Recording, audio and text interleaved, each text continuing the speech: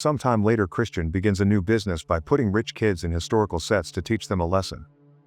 In a fancy hotel in France, the receptionist is horrified to see Louis arrive. Since he's the son of the company president, he thinks he can do whatever he wants without consequences. Louis is spoiled, rude, selfish, and wastes his father's money in frivolity. He brings a big group of friends and even a panther to the hotel room, where they proceed to party late into the night, annoying other guests with the noise and breaking things in the room. Someone brings a kangaroo to feed the panther, and the poor kangaroo tries to escape by jumping into the pool, but the panther goes after it and eats it in front of everyone. The next day, protesters gather to accuse the hotel of animal cruelty and throw tomatoes at the car carrying the company president Jean-Francois. When he has a meeting with the investors, he's told to do something about his son because the hotel reputation is going down and even celebrities are trying to cancel them for the kangaroo incident. A furious Jean-Francois rushes to the hotel to see Louis, who is still sleeping in the middle of the day. Jean-Francois scolds his son for his actions and points out he may get fired if this continues, but Louis doesn't care and says he'll keep enjoying the money while they still have it. On his way out, Jean-Francois throws his son's clothes in the trash. In the evening, Jean-Francois' girlfriend Helene comes home angry because he missed her photography event. Jean-Francois apologizes and explains what's happening, showing he's been stuck in a state of despair all day. Since he's a widower, he had to raise Louis alone, yet he never spent too much time with him, so Helene encourages him to try. The next day, Jean-Francois goes to a castle in the countryside where director Christian is recording another ad for the hotel. Christian complains about the model they sent him and thinks he can have the same demands as famous directions like Kubrick. The ad so far shows a beautiful woman walking through the different rooms in the castle feeling like a princess until she finds a staff member wearing lingerie. Christian did this on purpose to catch genuine shock on camera, but Jean-Francois is worried the model will sue them for naughty content that wasn't in her contract. This doesn't bother Christian, who points out that to get the best out of someone, you shouldn't ask for their opinion. The words get stuck in Jean-Francois' mind, and when he's about to leave the castle, he looks at the area and gets an idea. He runs back to Christian and offers him a movie deal. Sometime later, Louis is coming out of a bar with two women when he notices his car being towed. He tries running after it, but suddenly someone shoots him with a sedative and he collapses. The next morning, Louis is woken up by a bell. He finds himself in a weird room wearing strange clothes before Sylvain comes to shake him out of bed, reminding him not to be late. At that moment, Foreman Beauvillain shows up to yell at Louis for still being in bed. When Sylvain tries to defend him, Beauvillain starts throwing him around the room and hitting him for talking back to his boss. After throwing Sylvain through the window, Beauvillain calls Louis a servant and sends him to work. Louis leaves the building and freezes when he discovers he's traveled back to the 18th century. Beauvillain has to run after him to send him to work. They find the Viscount pausing his walk to announce it's coming, so Beauvillain shows Louis how to set up a bucket and folding screen so the Viscount can poop. When he's done, the plague doctor closely inspects the poop and gives a full analysis, complimenting the shape and the smell. Supposedly this proves the Viscount is healthy. Thinking he's surrounded by weirdos, Louis tries running away. He crosses the field and makes it to the forest where he finds a pack of wolves blocking the way. Then he tries taking a road, but Etienne appears with a bunch of hunting dogs that start chasing Louis. He crosses the bridge and ends up falling in a swamp where the dogs surround him. Louis begs for mercy, however Etienne throws him on the ground and points a spear at him. Etienne thinks Louis must be executed for trying to escape from working for his father the Viscount, but the moment is interrupted by Etienne's sister Isabeau. She thinks servants must be treated with dignity, which triggers an argument between siblings. The Viscount is annoyed by all the noise and makes Etienne let Louis go. While Sylvain picks Louis up, the bird that has been watching all this returns to the forest, revealing it's a drone. It turns out this isn't actually the past, it's a film set created by Christian and Jean-Francois to teach Louis some humility. The staff has set up the base of operations near the forest where Jean-Francois shows concern about the wolves and the dogs. Christian explains it had been necessary to make Louis believe it was real. While the special effects guy prepares a table full of fake poops, Etienne checks on his girlfriend Lison, the horse trainer. Back in the fake village, Louis watches Sylvain and other servants peel potatoes while asking questions.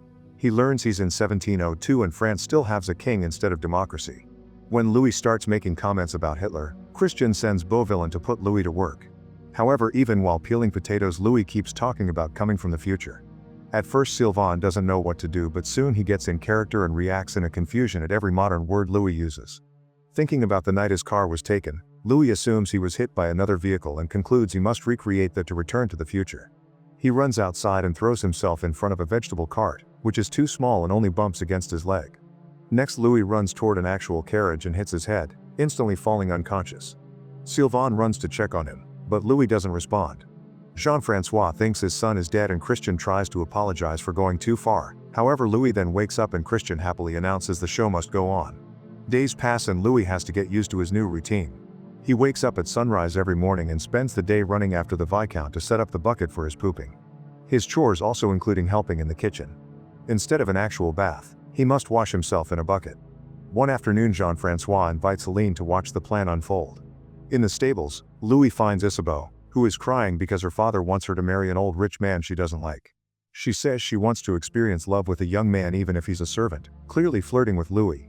However, Louis thinks she's lucky because she can marry the old rich man and wait for him to die soon. Then she'll get all the money and do whatever she wants. Then he just walks away. After watching this, Christian becomes frustrated since his supposedly perfectly written love story is failing.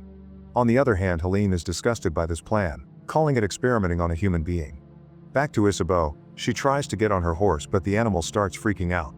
Louis watches this but does nothing to help, saying he doesn't know anything about horses. Lison arrives to help and her skirt accidentally goes up, revealing she's wearing a thong. When Louis notices, he runs to Lison and tackles her to the ground, trying to check under her skirt to confirm it was real. However, when he manages to open her legs, he's shocked to see she's wearing no underwear. Lison kicks him off before turning around to smoothly hide the thong she just took off. While Christian angrily yells at the staff for the wardrobe mistake, Helene scolds Jean-Francois for treating Louis like an object that can be forced into change and announces she's leaving. However, Jean-Francois makes her stay when he discovers that Louis is looking for Lison to apologize. The staff rushes to get Lison ready, ignoring her protests when she points out she's a horse trainer and not an actress. Louis knocks on her door and the staff makes her wait a few seconds before opening so he can suffer through his guilt. As soon as she goes out, Louis apologizes for the incident, and Lison responds that him touching her means they must get married. Louis almost freaks out, but Lison clarifies it was a joke and leaves. Seeing Louis being thoughtful on the screen, Christian announces the experiment is a success and even Helene is a bit impressed. During lunch, Christian and Jean-Francois explain to Helene their plan to make Louis fall in love with Isabeau so he can start a better life. Helene thinks they're idiots because Louis clearly likes Lison, but her ideas are ignored. Sometime later, Sylvain drags Louis to a traditional festival in the forest. Louis hates the old-style music and teaches the band to play a modern song. Then he convinces everyone to get in a conga line. Jean-Francois gets emotional because this matches a moment from a birthday party Louis had as a kid. Isabeau attends the festival as well and asks Louis to teach her how to have fun before she gets stuck in an unwanted marriage forever, but Louis ignores her and goes looking for Lison instead. Helene points out she was right about Louis' feelings, yet Christian refuses to give up. Sylvain is sent to tell Louis that Lison is at the river, however he finds Isabeau pretending to drown. He immediately jumps in the water to save her and carries her in his arms. Isabeau keeps on trying to flirt with him, but Louis just drops her in her carriage and leaves. Christian begins freaking out over another failure, so Helene takes over the directing for now. By nighttime, Louis finally finds Lison, who didn't attend the festival at all. Following Helene's instructions, Lison tells Louis that she does believe his story about the future. Louis is delighted and takes Lison for a walk, during which he explains many concepts like phones and planes. He even takes a bite from an apple to show her the logo he had on his phone, saying it was the company's coat of arms. Lison is amused until Louis begins talking very badly about servants, blue-collar jobs, and the public transport. She calls him out for his attitude and reminds him he spends the day carrying the Viscount's poop before she storms off. Seeing this, Christian mocks Helene for thinking her idea would do any better. The next day, Lison apologizes to Helene for failing her and explains she has to deal with spoiled rich brats every day at the ranch she works at. Helene understands and tells her she doesn't have to get into a romance plot with Louis, just help him grow.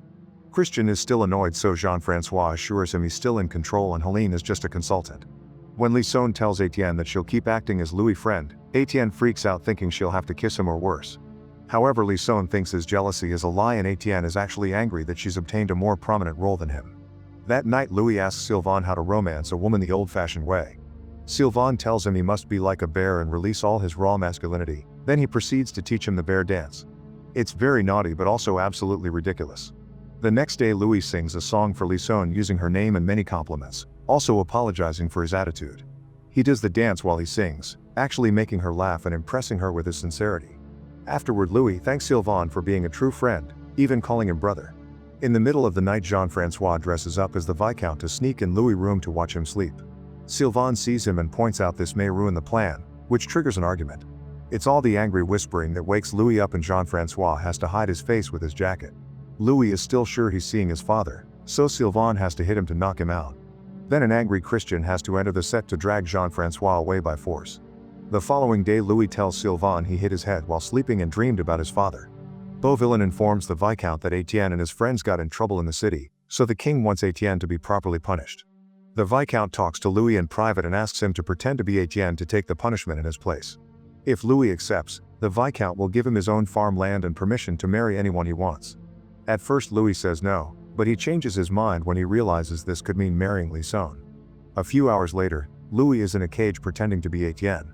All the locals are angry that Etienne is ruining their town's reputation in the king's eyes, so they throw trash at Louis in protest. He's taken to the scaffold and a masked man proceeds to repeatedly whip his rear while the crowd asks for more. Christian thinks this is peak cinema, but Helene is horrified. Afterward Louis goes to see the Viscount but instead finds Etienne, who forces him to sit down regardless of his pain. Etienne says his father is gone and he chooses not to give Louis the promised reward before throwing him off the chair. Forgetting he's supposed to be acting, Etienne accuses Louis of wanting to take Lison from him and mocks him for being a servant while throwing wine at his face.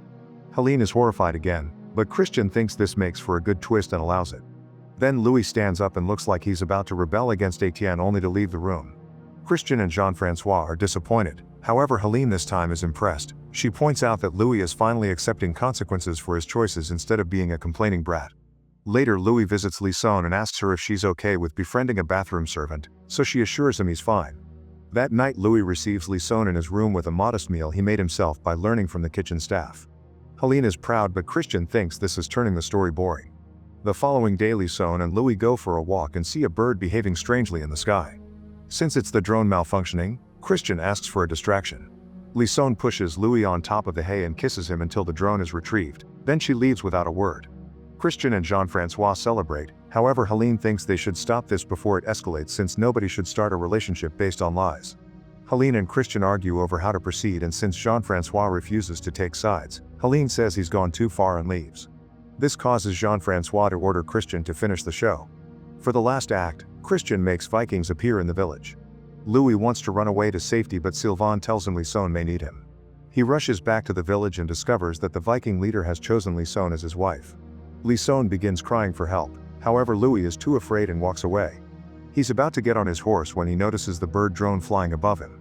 Seeing it as a sign, Louis grabs the thickest stick he can find and rides back to the Viking camp, where he starts knocking all the poor actors out. He's so proud of himself that he almost attacks Beauvillain too, but Lison stops him just in time. She gets on the horse with him and together they ride into the sunset. Soon they reach the road and Louis is shocked to see Jean-Francois asking Helene not to leave while surrounded by cars and guards. Before he can react, Louis is put to sleep by a sedative dart. Sometime later Louis wakes up in a hospital. He's told he was in a car accident and in a coma for 3 months, so he assumes everything was a dream. Now he's depressed and doesn't party anymore. One afternoon Sylvain sees him on the street but he can't talk to him because of a contract clause. That night Louis has a drink with his father, who reveals he quit the company and now he feels lonely. Louis tells him all about his dream and how it felt so real, asking his father to believe in Helene. Moved by such a strong love, Jean-Francois decides to tell Louis the truth. In the morning, Jean-Francois takes Louis to the ranch where Lison works. The couple reunites and rides into the sunset again to share a kiss. Meanwhile Jean-Francois visits Helene to try to repair their relationship. Sometime later Christian begins a new business by putting rich kids in historical sets to teach them a lesson.